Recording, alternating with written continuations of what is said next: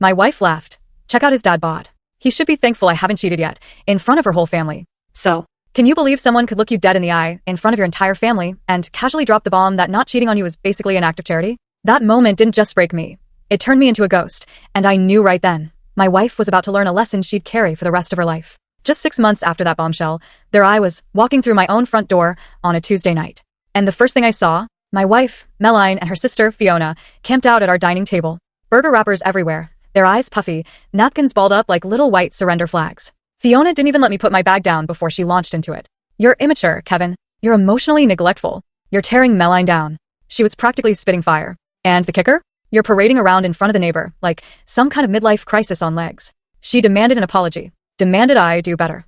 Meline just sat there, nodding along, dropping in a little thank you every few seconds like Fiona was her star defense attorney. I just stood there, arms crossed, leaning against the kitchen counter. I let them go for about 5 minutes. They had no idea what was in the bag by the door. No idea at all. But let me back up a bit. How did we even get here? Meline and I had been married for 6 years, together for 8. We lived in this house in Westchase that my grandfather left me, a place I loved. Around year 5, though, things started to rot. Not with explosions or screaming matches, but like a slow leak you don't notice until you're standing in a puddle. The intimacy was the first to go. I'd reached for her in bed, and she'd let out this exaggerated sigh, like I'd just asked her to help me move a piano. At first, I told myself she's tired.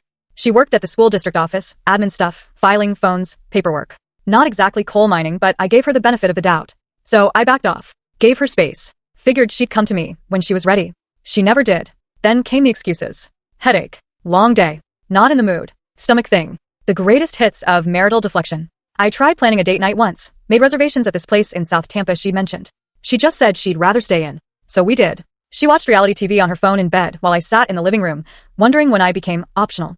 And then, the body comment started. Look, I'd put on some weight.